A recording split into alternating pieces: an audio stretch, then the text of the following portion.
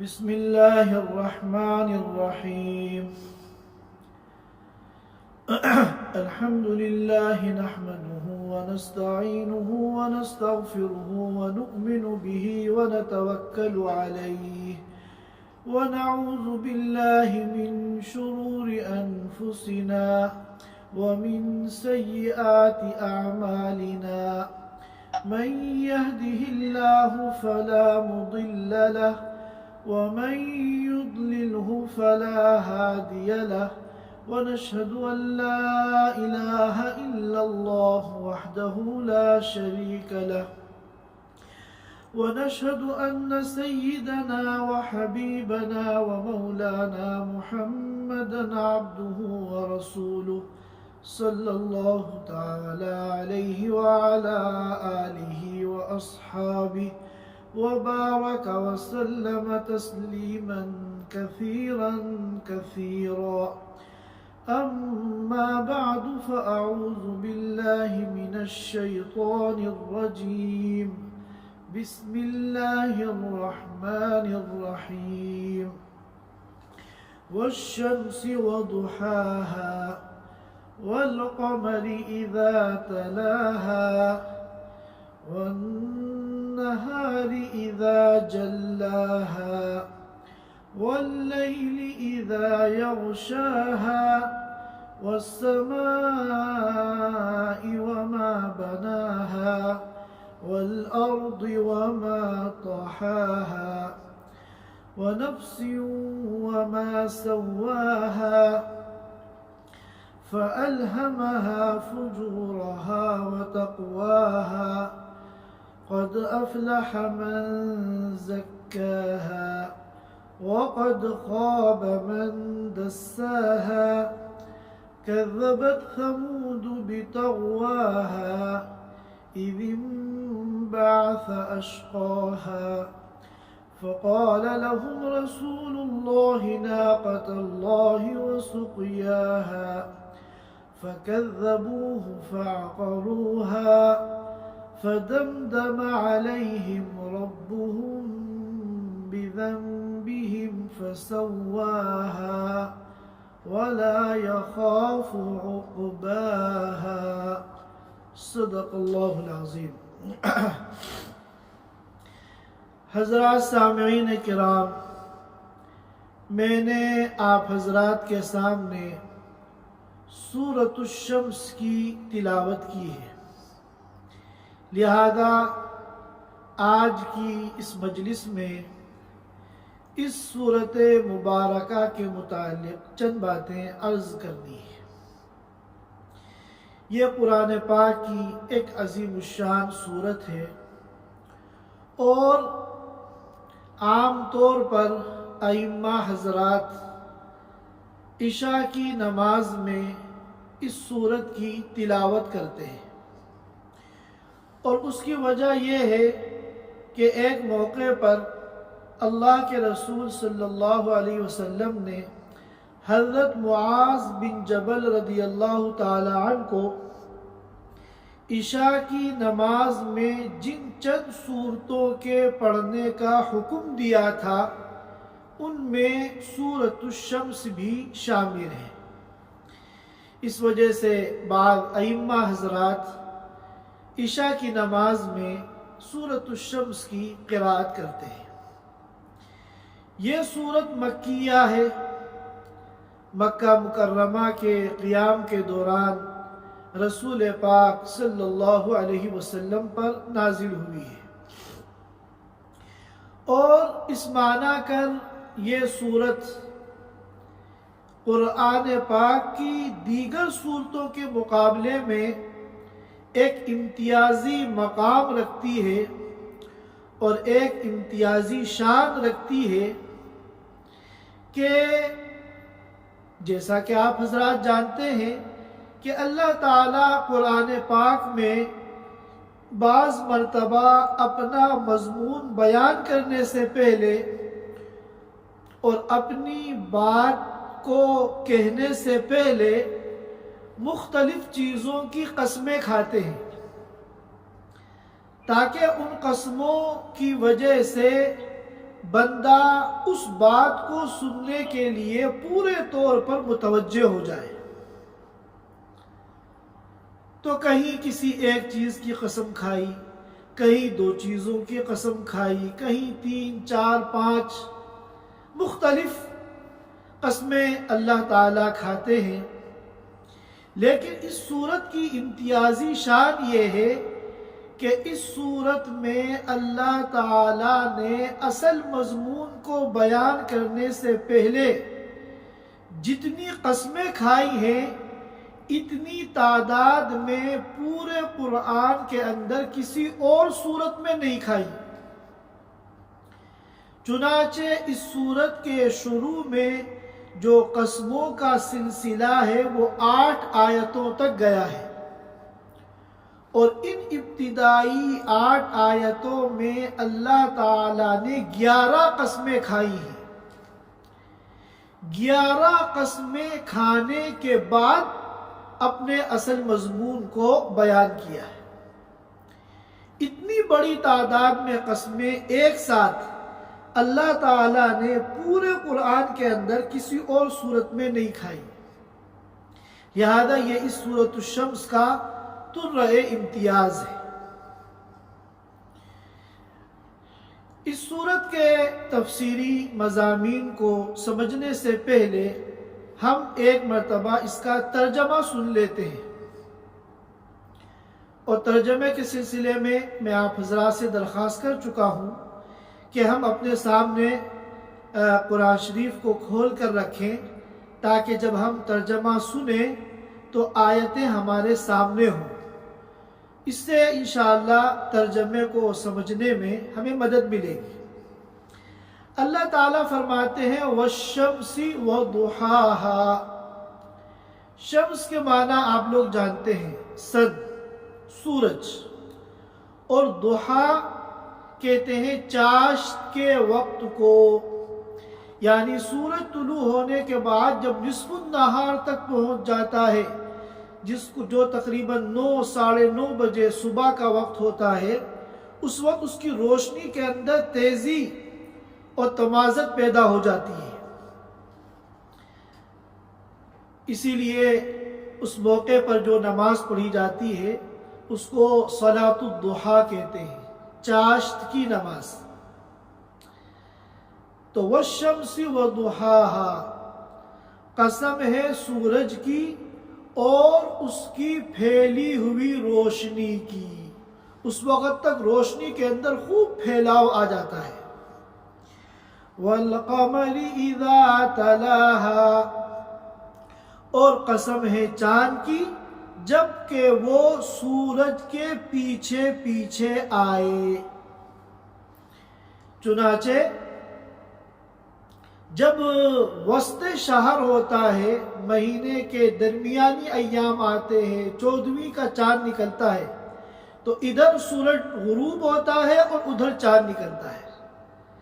یہ ہے سورج کے پیچھے پیچھے آنا۔ وَالنَّهَارِ إِذَا جَلَّاهَا، نہار کے معنی دن، اس کے مقابلے میں آتی ہے لیل، لیل کے معنی رات، اور نہار کے معنی دن، اور جلّہ کے معنی آتے ہیں مجلّہ کرنا، روشن کرنا۔ اب ظاہر ہے کہ وَالنَّهَارِ اذا جلاہا کا ترجمہ اگر ہم یہ کریں گے کہ قسم ہے دن کی جب کہ وہ سورج کو روشن کر دے، تو ظاہر ہے کہ حقیقت یہ ہے کہ دن سورج کو روشن نہیں کرتا بلکہ سورج دن کو روشن کرتا ہے۔ اس لیے مفسرین کرام نے فرمایا یہاں اسناد مجازی ہے، اور مناسب ترجمہ یہاں پر یہ ہے وَالنَّهَارِ إِذَا جَلَّاهَا، قسم ہے دن کی جب کہ وہ سورج کا جلوہ دکھا دے۔ دن کا جو وقت ہے اس میں سورج کا جلوہ نظر آتا ہے، اور رات ہوتی ہے تو سورج تو ختم نہیں ہو جاتا، کہیں نہ کہیں موجود رہتا ہے، لیکن رات جو ہے وہ اس کا جلوہ نہیں دکھا پاتی، اس لیے رات میں اندھیرا چھا جاتا ہے۔ واللیل اذا یغشاہا، قسم ہے رات کی جبکہ وہ سورج کو اور اس کی روشنی کو ڈھانپ لے، چھپا لے۔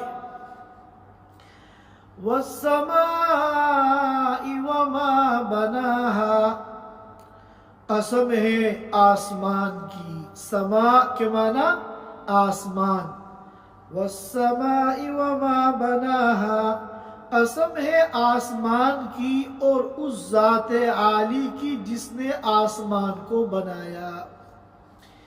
یہاں تفسیر کے اعتبار سے اور ترجمے کے اعتبار سے دو احتمال ہیں۔ وما بناہا میں اگر ماں کو مصدریہ مانتے ہیں، جیسا کہ بعض مفسرین کی رائے ہے، تو ترجمہ کچھ اور ہوگا۔ میں نے یہاں ماں کو الذی یا من کے معنی میں لے کر ترجمہ کیا ہے، جیسا کہ بعض مفسرین کی رائے ہے، اور دونوں کا احتمال ہے، دونوں میں سے کوئی بھی ترجمہ کر سکتے ہیں۔ والسماء وما بناہا، قسم ہے آسمان کی، وما اور اس ذات عالی کی جس نے بناہا، آسمان کو بنایا۔ بنا یبنی، بناءً کے معنی آتے ہیں بنانا، تعمیر کرنا، چنانچہ کنسٹرکشن کو کہتے ہیں بنا، اور مبنا اسی کا آتا ہے اس میں ظرف، جس چیز کو بنا دیا گیا۔ چنانچہ جب کنسٹرکشن چلتا ہے اور تعمیر مکمل ہو جاتی ہے تو جب بلڈنگ تیار ہوتی ہے اس کو کہتے ہیں مبنا، یعنی وہ عمارت جس کو بنا دیا گیا۔ رقم المبنا، بلڈنگ نمبر، تو یہ اسی سے بنا ہے۔ یہ جو مبنا لفظ ہے بلڈنگ کے معنی میں جو آج کل ہم خوب استعمال کرتے ہیں، یہ اسی سے بنا ہے۔ بنا یبنی، بناءً سے، اس میں ظرف ہے مبنا، جس کو بنایا گیا، تعمیر کیا گیا۔ والارض وما طحاها، ارض کے معنی آپ جانتے ہیں زمین، ارض، اور طحا کے معنی آتے ہیں پھیلا دینا، کسی چیز کو بچھا دینا۔ یہاں ترجمہ ہوگا والارض وما طحاها، قسم ہے زمین کی اور اس ذات عالی کی، طحا جس نے زمین کو پھیلا دیا، زمین کو بچھا دیا۔ وَنَفْسٍ وَمَا سَوَّاهَا، اور قسم ہے انسانی جان کی اور اس ذات عالی کی جس نے انسان کو ٹھیک ٹھیک بنایا۔ فَأَلْهَمَهَا فُجُورَهَا وَتَقْوَاهَا، پھر اس انسان کے دل میں فجور، گناہ کا جذبہ بھی پیدا کیا، وَتَقْوَاهَا، اور تقوی کا جذبہ بھی پیدا کیا۔ برائی کے جذبات بھی انسان کے اندر اللہ نے پیدا کیے، اور نیکی اور تقوی کے جذبات بھی اللہ تعالیٰ نے ہر انسان کے اندر پیدا کیے۔ الہمہ کے معنی دل میں ڈالنا، اسی لیے کوئی بات دل میں آتی ہے تو ہم کہتے ہیں کہ مجھے الہام ہوا، یعنی میرے دل میں یہ بات ڈالی گئی۔ فَأَلْهَمَهَا فُجُورَهَا وَتَقْوَاهَا، فجور کے معنی آتے ہیں، لغوی معنی آتے ہیں نکلنا۔ پھر ہر گناہ کو فجور کہتے ہیں، ہم اردو میں بھی کہتے ہیں فسق و فجور۔ تو گناہ کے لیے فجور کیوں کہتے ہیں؟ اس لیے کہ جب بندہ گناہ کرتا ہے تو وہ اللہ کی اطاعت سے نکل جاتا ہے، اللہ کی اطاعت سے نکل جاتا ہے، اور فجور کے معنی آتے ہیں نکلنے کے، اس لیے یہاں فجور کا ترجمہ ہے گناہ، گناہ کے جذبات۔ اور تقوی آپ جانتے ہیں پرہیزگاری کا نام ہے، اس طرح زندگی گزارنا، ڈرتے ڈرتے احتیاط کے ساتھ کہ ہمارا کوئی عمل اللہ کی ناراضگی کا سبب نہ بن جائے. اس کا نام تقویٰ ہے. یہ 8 آیتیں ہیں ابتدائی، اور ان 8 آیتوں میں 11 قسمیں اللہ تعالیٰ نے کھائی ہیں. ان 11 قسموں کو کھانے کے بعد اب وہ اصل مضمون بیان کر رہے ہیں. وہ کیا ہے؟ قد افلح من زکاہا، وہ شخص کامیاب ہو گیا، بامراد ہو گیا. من زکاہا، جس نے اپنے نفس کو پاکیزہ بنا لیا، اپنے نفس کو پاک اور صاف اور کلین بنا لیا. افلاح کے معنی آپ جانتے ہیں کامیاب ہونا، اسی لیے ہم کہتے ہیں فلاح، کامیابی. حی علی الفلاح اذان میں کہتے ہیں آؤ کامیابی کی طرف. تو فلاح سے بنا ہے افلاح، کامیاب ہو گیا. اور یہ لفظ سورۃ المؤمنون میں بھی آیا تھا، قد افلح المؤمنون الذین هم فی صلاتهم خاشعون، کہ کامیاب ہو گئے وہ ایمان والے جو اپنی نمازوں میں خشوع رکھتے ہیں. من زکاہا، زکا کا مطلب، زکا کے معنی آتے ہیں پاک کرنا.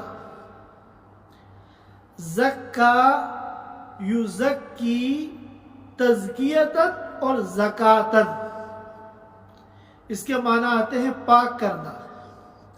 ہم جو اپنے مال کی سالانہ اعتبار سے زکوٰۃ نکالتے ہیں، اس زکوٰۃ کو زکوٰۃ کیوں کہتے ہیں؟ اس لیے کہ زکوٰۃ کے نکالنے سے مال جو ہے پاک ہو جاتا ہے. مال کے اندر جو بھی کمانے کے اعتبار سے کمی ہوتی ہے، کوتاہی ہوتی ہے، گندگی ہوتی ہے، جب ایک ایمان والا سال میں اپنے مال کا 40واں حصہ زکوٰۃ نکال دیتا ہے تو اس کا مال جو ہے وہ پاک و صاف ہو جاتا ہے. قد افلح من زکاہا، یقیناً کامیاب ہو گیا وہ شخص جس نے اپنے نفس کو پاکیزہ بنا لیا. پاکیزہ بنانے کا کیا طریقہ ہے؟ کہ اللہ نے جو گناہ کے جذبات پیدا کیے ہیں نفس میں، ان جذبات کو کچل دے اور خواہشات نفسانی کو کچل دے، اور جو اللہ نے نیکی کے جذبات، تقوی کے جذبات دل میں پیدا کیے ہیں، ان جذبات کو ابھار کر ان پر عمل کرے. اس طرح انسان کا جو نفس ہوتا ہے وہ پاکیزہ بن جاتا ہے. وَقَدْ خَابَ مَنْ دَسَّاهَا، اور یقیناً ناکام ہو گیا، نامراد ہو گیا، فیل ہو گیا وہ شخص جس نے اپنے نفس کو گناہ کی دلدل میں دھسا دیا. دلدل آپ حضرات سمجھتے ہیں کہ جہاں مٹی ہو اور وہاں پانی آ جائے تو وہ ایسی کیچڑ بن جاتی ہے کہ بعض مرتبہ بے خیالی میں انسان جب اس میں گرتا ہے تو اندر دھستا چلا جاتا ہے، اور اتنا اس دلدل کے اندر گھس جاتا ہے کہ پھر اس کے لیے نکلنا مشکل ہو جاتا ہے. تو دسا یا دسو کے معنی آتے ہیں دھسانا، کسی چیز کو دفن کر دینا. اسی کو قرآن نے ایک دوسرے موقع پر کہا ام یدسہ فی التراب. دسا یدسو کے معنی آتے ہیں دفن کر دینا. ام یدسہ فی التراب، یا وہ اس کو دفن کر دے گا، دھسا دے گا، فی التراب، مٹی کے اندر. تو وقد خاب من دساہا، خوابہ، ناکام ہو گیا، نامراد ہو گیا. کون؟ جس نے نفس کو پاکیزہ کرنے کے بجائے کیا کیا؟ دساہا، اس کو گناہوں کے دلدل میں پھنسا دیا. یہ ایک اصول بیان کرنے کے بعد جو لوگ اپنے نفس کو پاکیزہ نہیں بناتے بلکہ گناہوں کے دلدل میں پھنس جاتے ہیں، ان کا کیا انجام ہوتا ہے اس کی ایک مثال دے کر بیان فرما رہے ہیں۔ کذبت ثمود بطغواہا، جھٹلا دیا قوم سمود نے بطغواہا، اپنی سرکشی کی وجہ سے، اپنی گمراہی کی وجہ سے، اذ انبعث اشقاہا، جبکہ کھڑا ہوا ان کا سب سے بدبخت انسان، فقال لهم رسول اللہ، تو ان سے اللہ کے رسول نے یعنی حضرت صالح علیہ السلام نے کہا، کیا کہا؟ ناقۃ اللہ وسقیاہا، خبردار اللہ کی اونٹنی اور اس کی پانی پینے کی باری کے سلسلے میں احتیاط کرو۔ فکذبوہ، انہوں نے رسول کی بات کو جھٹلا دیا، فعقروہا، اور اس اونٹنی کے پاؤں کاٹ دیے، فدمدم علیہم، دمدم یدمدم کے معنی ایسا سخت عذاب جو مسلسل آتا ہے، یہاں تک کہ وہ قوم جس پر عذاب آتا ہے وہ فنا ہو جاتی ہے۔ فدمدم علیہم ربہم، چنانچہ ان کے رب نے ان کے اوپر سخت عذاب نازل کیا، فسواہا، اور ان کو برابر سرابر کر دیا، ولا یخاف عقباہا، اور اللہ تعالیٰ کو کسی چیز کے انجام کا کوئی خوف اور کوئی ڈر نہیں ہے۔ یہ ترجمہ ہے اس سورت مبارکہ کا۔ اب اگر ہم غور کرتے ہیں تو اس سورت مبارکہ کے 3 حصے ہیں۔ ایک حصہ تو ہے جو قسم ہے، اللہ تعالیٰ نے 11 چیزوں کی پہلے قسم کھائی ہے۔ یہ سلسلہ چلا ہے پہلی آیت سے لے کر 8ویں آیت تک۔ پھر جو اصل مضمون ہے جو اللہ تعالیٰ اس صورت میں بیان کرنا چاہتے ہیں، وہ بہت جامع الفاظ کے اندر انتہائی مختصر انداز میں صرف 2 آیتوں کے اندر بیان کر دیا۔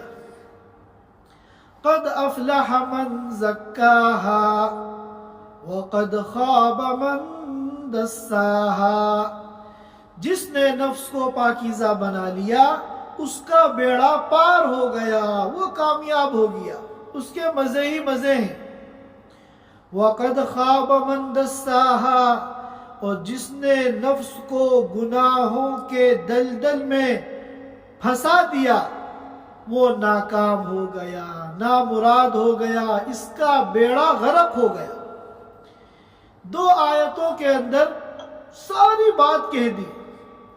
اسے کہتے ہیں کہ دریا بکوزہ، پورے سمندر کے پانی کو ایک پیالے کے اندر کر دیا جائے، دریا بکوزہ۔ اسی طرح معانی کا ایک سمندر اللہ تعالیٰ نے ان 2 آیتوں کے اندر بیان کر دیا۔ اور ان 2 آیتوں میں اللہ تعالیٰ نے جو اصول بیان کیا ہے، اس اصول کی خلاف ورزی کرنے والوں کا کیا انجام ہوتا ہے، اس کی مثال کے طور پر اللہ نے قوم سمود کا واقعہ بیان کیا۔ تو قوم سمود کا یہ واقعہ آخر کی 6 آیتوں میں ہے۔ تو آج کی اس مجلس میں ہم قسم کو سمجھیں گے اور جواب قسم جو اصل مضمون ہے، جن کو 2 آیتوں میں بیان کیا گیا ہے، ہم اس کو سمجھیں گے۔ قوم سمود کا واقعہ جو درس عبرت کے طور پر اللہ تعالیٰ نے آخر کی 6 آیتوں میں بیان کیا ہے، انشاءاللہ اس واقعے کو تفصیل کے ساتھ، ڈیٹیل کے ساتھ ہم اگلے جمعے میں انشاءاللہ بیان کریں گے۔ اب ہمیں اس قسم کو سمجھنا ہے کہ 11 جو قسمیں کھائی ہیں، اور جواب قسم قسم کے بعد جو اصل مضمون آتا ہے اس کو جواب قسم کہتے ہیں۔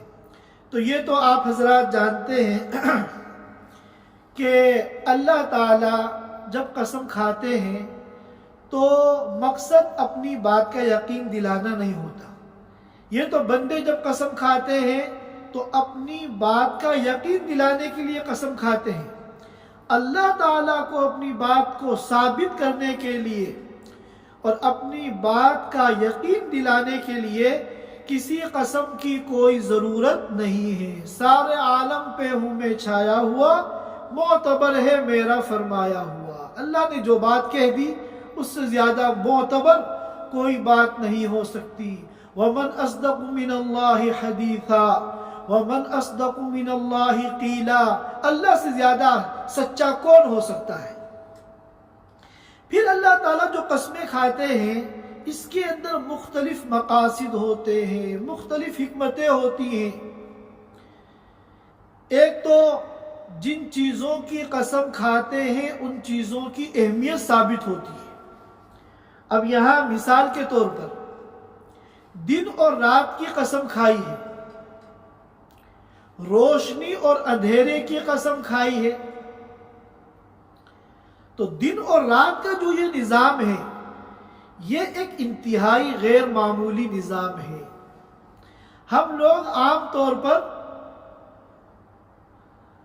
اس کو کوئی خاص اہمیت نہیں دیتے۔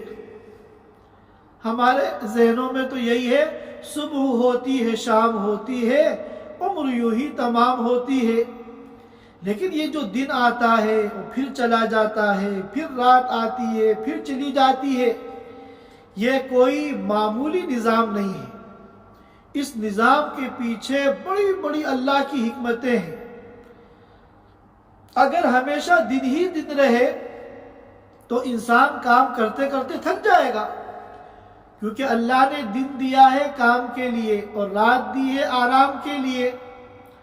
اور اگر رات ہی رات رہے دن نہ آئے تو انسان بستر پہ پڑے پڑے بیمار ہو جائے گا۔ اور اللہ کی ذات کے علاوہ کوئی طاقت نہیں ہے جو دن اور رات کا یہ نظام چلا سکے۔ اسی لیے ایک موقع پر اللہ تعالیٰ نے فرمایا قُلْ أَرَأَيْتُمْ إِنْ جَعَلَ اللَّهُ عَلَيْكُمُ اللَّيْلَ سَرْمَدًا إِلَى يَوْمِ الْقِيَامَةِ مَنْ إِلَٰهٌ غَيْرُ اللَّهِ يَأْتِيكُمْ بِضِيَاءٍ کہ اے نبی ان سے کہہ دیجئے کہ اگر اللہ تعالیٰ رات کو مسلسل کر دیتے قیامت تک،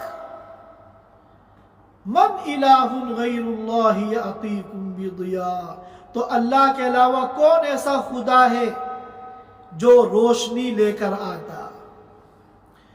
اور اس کے بعد فرمایا قل ارائیتم ان جعل اللہ علیکم النہار سرمدا الى یوم القیامہ من الہ غیر اللہ یأتیکم بلیل تسکنون فیہ کہ اے نبی ان سے کہیے کہ اگر اللہ تعالی دن کو قائم کر دیتے، کنٹینیو کر دیتے قیامت تک کے لیے، تو من الہ غیر اللہ یأتیکم بلیل، تو کون ایسا مائی کا لال ہے، اللہ کے علاوہ کون ایسا سپر پاور ہے جو رات کو لا کر دکھا دے۔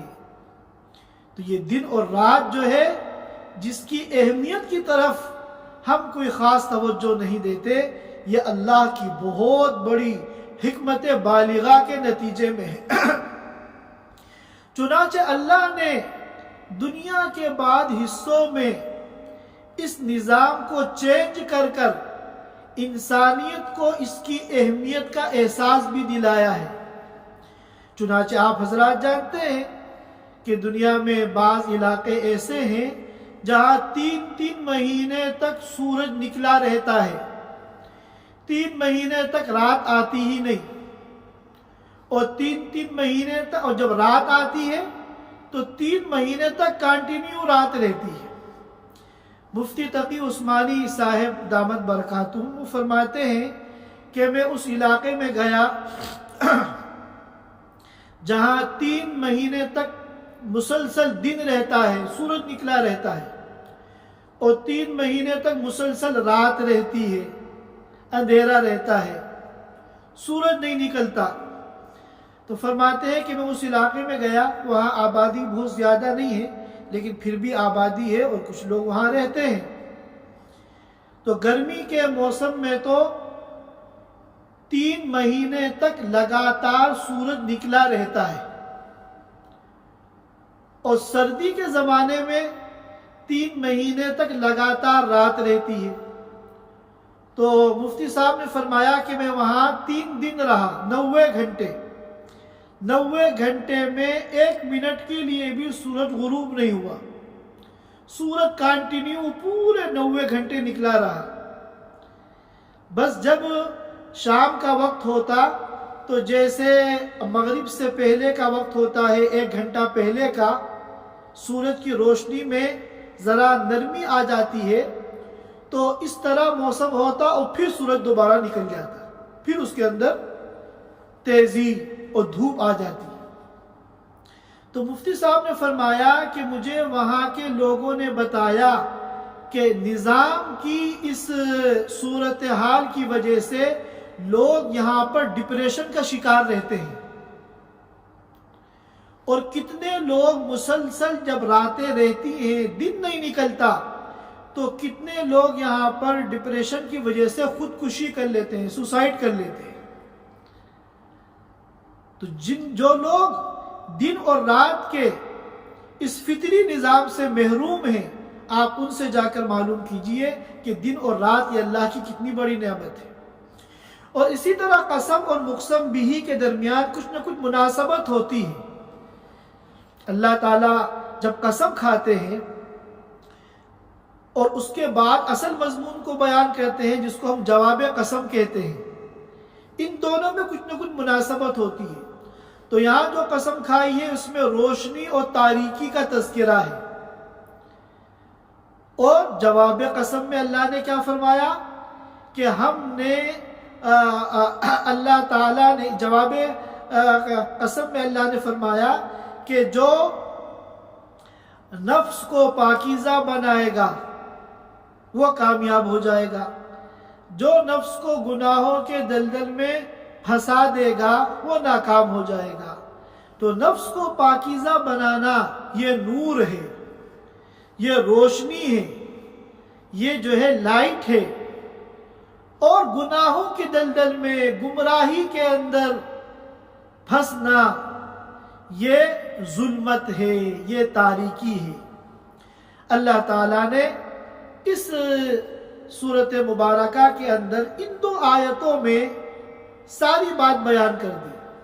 قد افلح من زکاہا وقد خاب من دساہا۔ مسلم شریف کے اندر روایت ہے حضرت عمران بن حسین رضی اللہ تعالیٰ عنہ کی کہ کچھ لوگوں نے اللہ کے رسول صلی اللہ علیہ وسلم سے تقدیر کے بارے میں سوال کیا کہ جو لوگ گناہ کریں گے ان کا گناہ کرنا مقدر میں لکھا ہوا ہے، اور جو لوگ نیکیاں کریں گے ان کا نیکیاں کرنا تقدیر میں لکھا ہوا ہے۔ تو اب گناہ کرنے والا تو مجبور ہے، جب اس کے مقدر میں ایک بات لکھی ہوئی ہے تو وہ اس کے خلاف تو کر نہیں سکتا، تو اس کو سزا کیوں دی جاتی ہے؟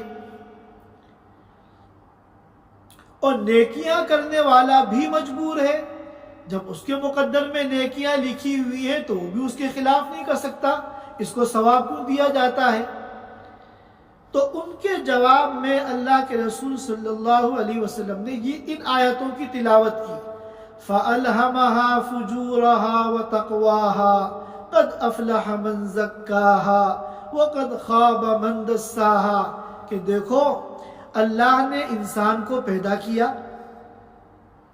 اور پھر مادہ اطاعت اور مادہ معصیت دونوں انسان کے اندر پیدا کر دی۔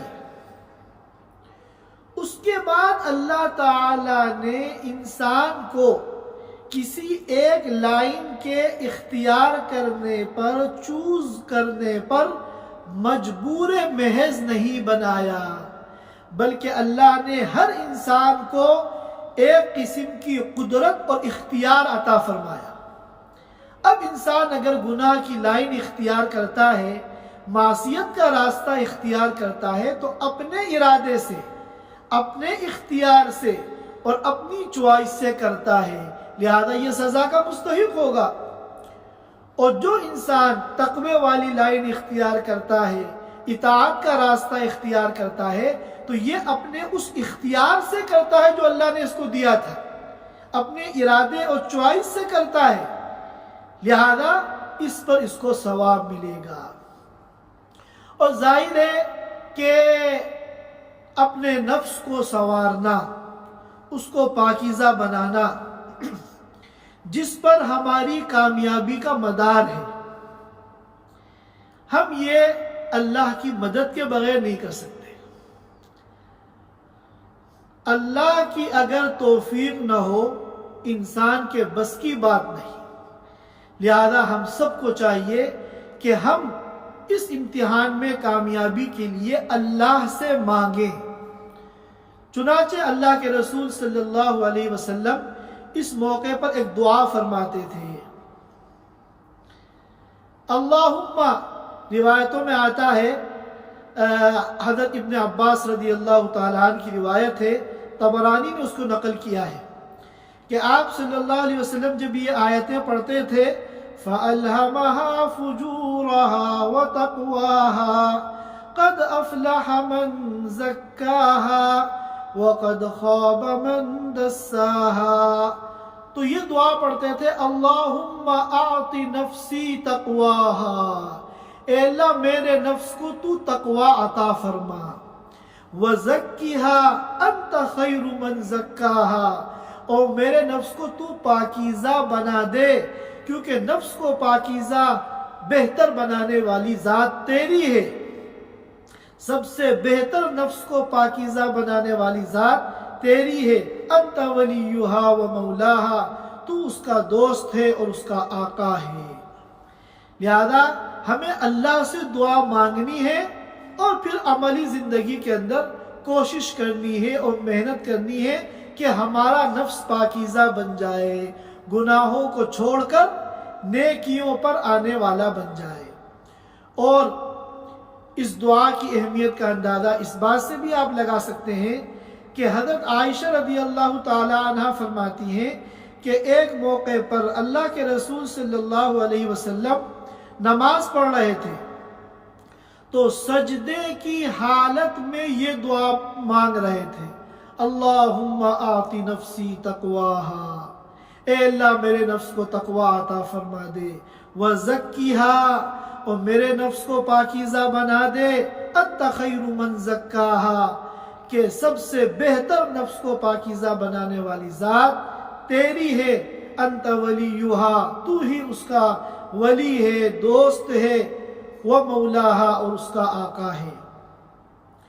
اور زید بن ارقم رضی اللہ تعالیٰ عنہ فرماتے ہیں، اپنے شاگردوں سے ایک موقع پر انہوں نے فرمایا کہ اللہ کے رسول صلی اللہ علیہ وسلم یہ دعا ہمیں یاد کراتے تھے، اللہم آتی نفسی تقواہا وزکیہا انت خیر من زکاہا انت ولیہا و مولاہا۔